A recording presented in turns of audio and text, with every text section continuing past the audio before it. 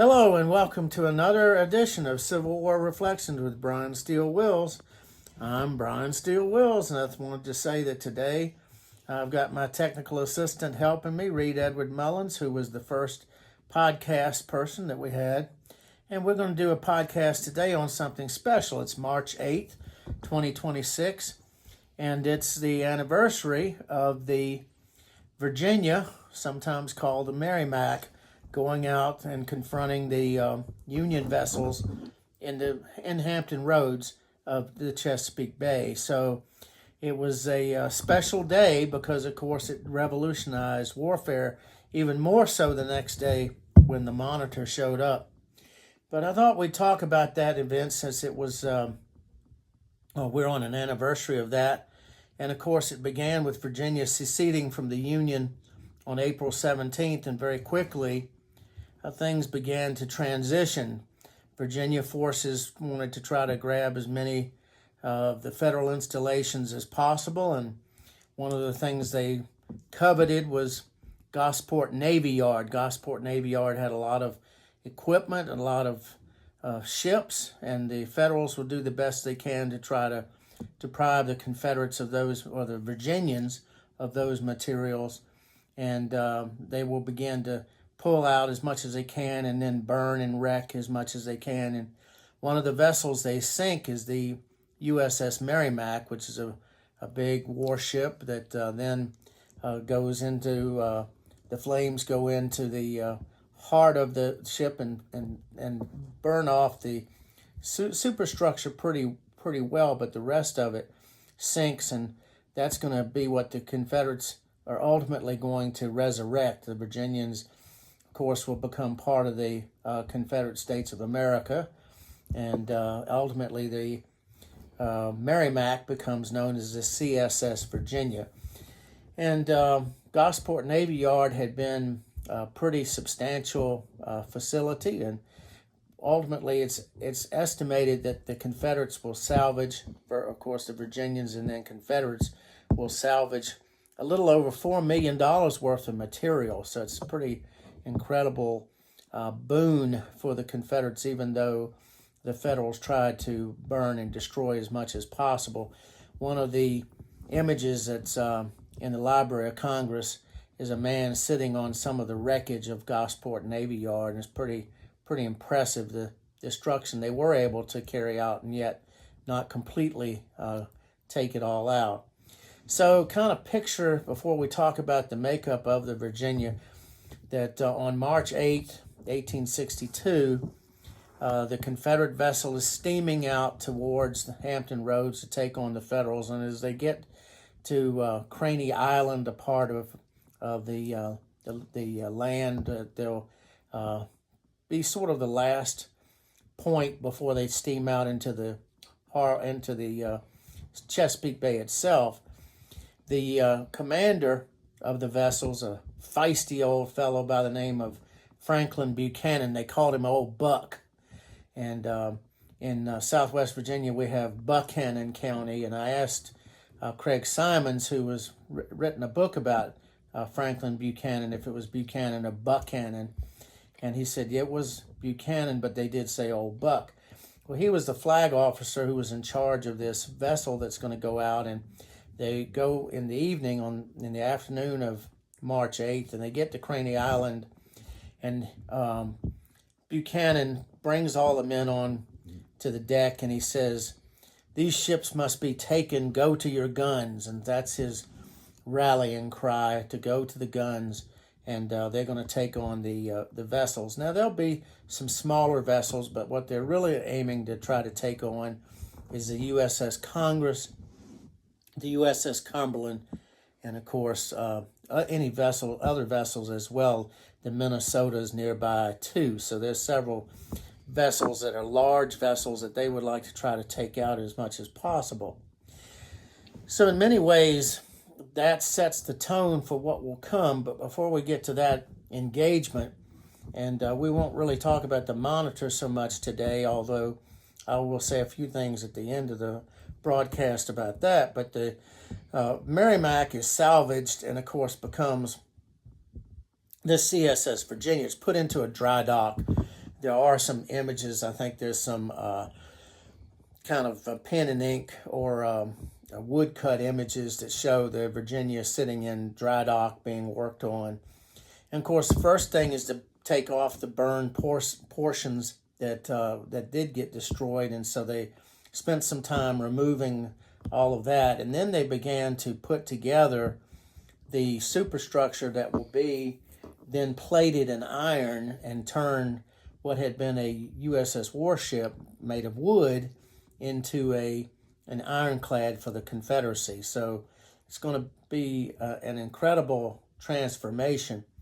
One of the people that I used to travel with a lot was the legendary Ed Bars, and Ed Bars would talk about the men of steel and the men of iron and the ships of wood. Well, this is going to be a case where the ships of wood are going to face an ironclad, and that ironclad is put together very impressively. They have to put a casemate together. Of course, be able to have enough room for crews to serve guns inside the vessel, but that's going to be possible. We'll talk about that again here in just a second. But the casemate is going to be made initially of 4 inches of oak that are laid horizontally. So imagine they've put out the oak to sort of be the base, and on top of that oak will be another 8 inches of pine that are laid vertically so that you crisscross. So the vertical on top of the horizontal is to give added strength. And then 12 inches of white pine that are laid horizontally on top of that. So there's no iron yet, but already the vessel has these enormous framework put together made of oak and pine that's already quite thick. But again, if you want to make her impervious to Union shells, you're going to have to do something more than that, and they had planned to do that as well. What they then planned to do was to bring in plates of iron that could then be bolted down on top of that wood. So you have the oak and the pine with then iron plates laid on top of that. Those will be in sheets that are put in 8-foot long sheets that are then put in with bolts, and of course they're 2 inches thick themselves. So imagine the vessel now not only having all of that thickness of wood, but now that thickness of iron plate. And they're laid down initially horizontally, the plates are, and then vertically again bolted together to try to make them strong. And one of the problems for the Confederacy was transportation. They had to bring these plates in from a variety of places, and they had to use the railroads they had, and so they were bringing some of the plates down through Petersburg and that way, and some of them had to actually go to Burkeville, which is down in the lower part of central Virginia, and had to then be brought in that way. So they're brought in on a lot of different fashions, but ultimately put together to make this a formidable vessel. The big challenge then became trying to get a crew, and we won't go into details about who was selected and where they came from, but in each case, these were people that are going to come together, to be brought together, and have to learn to work together, and to do so on this revolutionary vessel. And again, you've got a senior figure in Buchanan, but under him was a guy by the name of Catesby Ap Jones. And that's an important individual because later on we'll see what happens to Buchanan, and Jones then has to step forward. But there were other officers as well, and they had different responsibilities. One of those individuals was a bosun. It looks like it's spelled boatswain, but it's pronounced bosun, like B-O-S-U-N. And the bosun on the Virginia is your speaker's great-great-great-great-grandfather.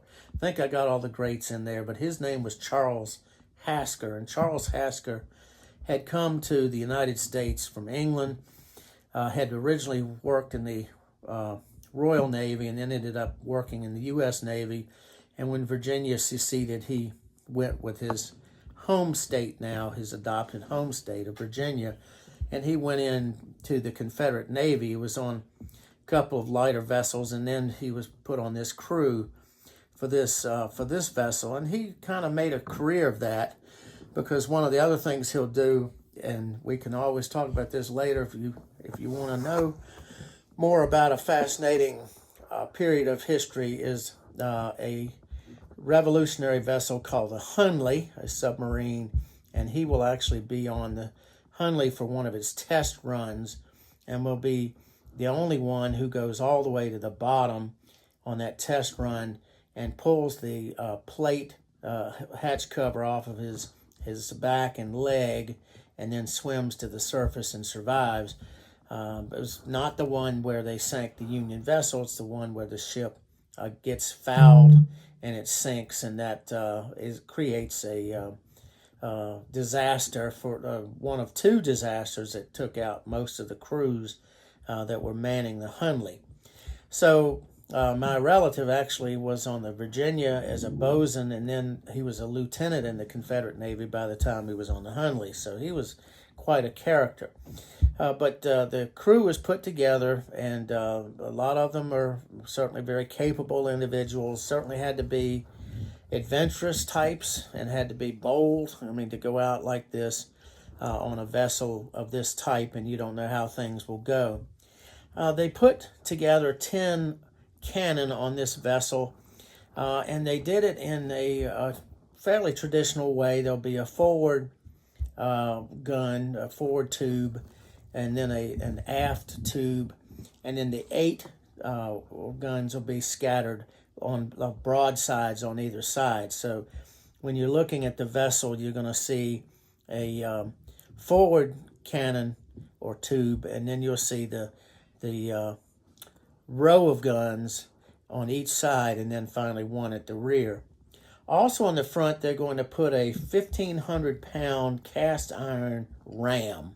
So you kind of have the best of two worlds there, because you can go back to the ancient world of Rome and Greece and battles of the ancient times, where ramming a ship, if you're a Charlton Heston fan, you may remember Ben-Hur, where he's on the crew rowing when one of the pirate vessels rams their vessel, and only because he had been unchained was he able to survive. And then he rescued, of course, the commander and ended up saving the commander's life. And so that's a dramatic scene. Not as dramatic, of course, as the horse race, but it was dramatic nonetheless. One of the things that I did for fun that I just truly enjoyed doing was a book on Charlton Heston called Running the Race with Savis Beatty. And we have books on our website if people are interested in. We'll certainly make those available to you and can sign them, not only for Civil War topics that I've written about, but that Charlton Heston book, Running the Race, too. But the ram will be one of those things that's kind of a throwback type of weapon, but will come in handy during this first confrontation with the United States Navy. So you can imagine this renovated vessel being brought out with all of these cannon arrayed, and also a ram on the front. And then here it is steaming along. And, only a few knots, I think 6 knots is kind of typical for it. But it didn't just run races. That was part of its problem. It could not do a lot of maneuverability. Remember, you're talking about ironclad on top of a warship and frame. And so you're talking about as slow as a sail vessel would do. But this has got steam power. And so it can chug along, and unless it gets into water that's too shallow, it will be all right. Part of the problem is that they have to have enough draft to be able to keep it as low as possible. Otherwise, the more vulnerable part of the vessel would be exposed to fire, and yet you don't want it so low that you get into any kind of shallowness and you get grounded, and then the vessel has to either be tugged off, pulled off, or you have to wait for the tide to come in if you're in a tidal area. It's not really a vessel that's meant for going out to sea, so that's not going to be the aim here. But the aim is to break the blockade, the Union blockade.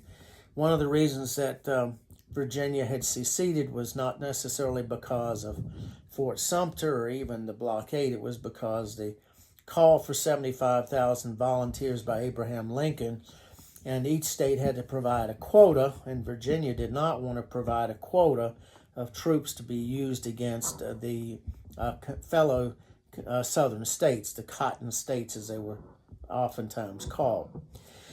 So you can imagine again, as you pictured all of this vessel coming out, and everybody, of course, wanted to see it. It was bring out people at the docks as it left. It also brought people out along the way, and they were trying to take in this revolutionary type of weapon that will come out to fight and maybe lift the blockade and open up Virginia's waters, and then of course perhaps then be used to protect Norfolk if it's if the Federals ever were able to come in and take things, you could reclaim them, maybe even go after Fortress Monroe. I mean, who knows what might be done. I guess it was really in the imagination of anybody as to how effective this could be. Well, it took the Virginia about an hour to go from Craney Island out into Hampton Roads, so it took a while for them to get into a position where they could challenge the blockade. And when they got out, when they got into range, the Federal batteries began to fire. Some of them land batteries, some of them, of course, on the warships themselves.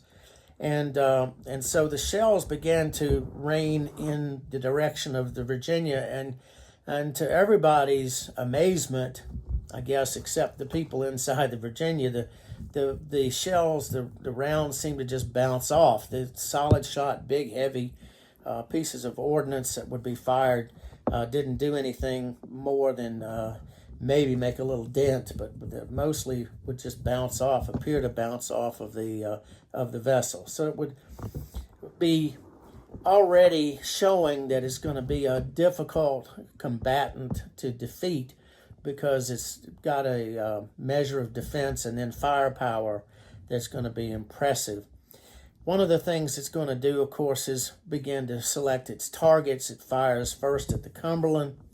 The Cumberland begins to take some losses or casualties because they begin to take damage. You can imagine that the railings and other pieces of superstructure on a wooden warship, if they're hit by a solid shot, begin to fragment. And so that not only the solid shot, if you're unfortunately to be in the wrong place at the wrong time for that, but also the shards of wood that are broken up and then flung through the air. And so a witness said that they began to see streams of blood and gore off of the Cumberland, even in this opening salvo. But one of the issues was not so much taking on the Cumberland, trying to sink it at that moment, but just firing back at it, returning fire that the Cumberland has been unleashing at the Virginia. In the meantime, the Congress is starting to steam in so that you really can have your choice as to which one you go after. So they first fire at the Cumberland, and then they turn toward the Congress. And when they turn toward the Congress, they begin to take it on as well. So you've got two major vessels that are now engaged with this ironclad, the Virginia. At 3:35, the Cumberland has taken so many hits, including being rammed. That was where I was telling you about that big 1,500-pound cast iron ram. It goes in and hits the Cumberland, of course, adds to the damage that's created on that vessel. At 3:35, the commander of the Cumberland orders abandon ship, and so the Confederates are thrilled with that. In the meantime, of course, they also have the Congress. They take on the Congress, and about a little after 4 o'clock, a white flag appears, and it seems as if the Congress is prepared to call the fight in favor of the Virginia. Buchanan, of course, is thrilled that his little vessel has accomplished so much, but he begins to take fire from the shore, and that infuriates him. One of the things that the old fellow did was he had a real temper. He had that Navy sort of attitude that, you play by the rules, and if you don't, he's very quickly going to move into total outrage. And so he grabs a weapon, goes to try to return the fire himself, and only gets himself wounded in the meantime. So it's rather a foolish thing to do. But the old fellow was incensed that the white flag had been shown, and that meant that the firing should cease. And instead, when they were taking fire from the shore, he thought he could personally and should personally return fire. But he was so furious, and I'm sure being wounded didn't help, that he orders destroy that ship. And the Confederates did have the means to fire hot shot, and that meant heated cannonballs that could then catch these wooden vessels on fire. And they poured the fire into the Congress, and so by the time this fight is over, the Cumberland and the Congress are no more as far as fighting capability, at least in this particular engagement. The Minnesota has stayed off a little bit off in a distance, and then sort of tried to move off and ran aground. And so the Confederates are now under Catesby Ap Jones is going to, or the Confederates are going to decide that it's so late in the day that we might as well steam back, and we can always come back and finish the task in the morning. We can come back and finish off the Minnesota and anybody else. And they'd actually damaged or destroyed several other smaller craft as well. So they've done a really big business, if you want to call it that. And by 8 p.m., this fight is over. This particular battle on March 8th, 1862. Again, we're on the anniversary of that. That battle is over, with the Virginia having emerged supreme and pretty much in a position where it can feel as if it can do anything it wants. And it's not as if the Confederates haven't suffered some losses and damage. The Virginia had a couple of artillery pieces that were severely damaged because the Union gunners began to figure out that if they couldn't fire and do anything just by shooting kind of blindly at the ironclad, if the balls are going to bounce off, why not begin to target the portholes where the cannon are coming out to be fired? And they actually damaged a couple of cannon for the Confederates that way, and also inflicted some casualties. When it's said and done, the Virginia will have suffered 21 total casualties, including Franklin Buchanan and a subordinate officer named Lieutenant Robert Minor, shot in the chest. And out of those 21 casualties, 2 were killed. So most of these men aren't killed; they're wounded or hurt, if you want to put it that way. So you get the picture. On the Union side, maybe as many as 300, certainly as low as 250, but 250 to 300 Union casualties. And so the Southerners can celebrate a good day. And in fact, the people that are waiting as she comes back, the Virginia comes back to her moorings, are celebrating what they see as a maybe game changer for the Confederate States of America. Well, the next day, there will be history to be made when the Virginia steams back to try to finish off what it had done. I didn't mention, too, there were some damage to the, remember, steam, it's a steam vessel, so you have some damage in some of the upper part of the ship, and also the ram has kind of taken a leak, because when it's smashed into the Cumberland. It's taken some damage there. But it comes out, and on the next day, there by the grounded Minnesota, is this odd-looking craft, an ironclad craft of its own, called the USS Monitor. Jokingly, people would say it looked like a cheese box on a raft. It had a round turret with two artillery pieces that could rotate all the way around, and it had a pilot house on the front of it. Other than that, it was very flat, so the benefit for the vessel was that it had very little to aim at. You could shoot at the pilot house, or you could shoot at the turret, but there wasn't that much more you could do with.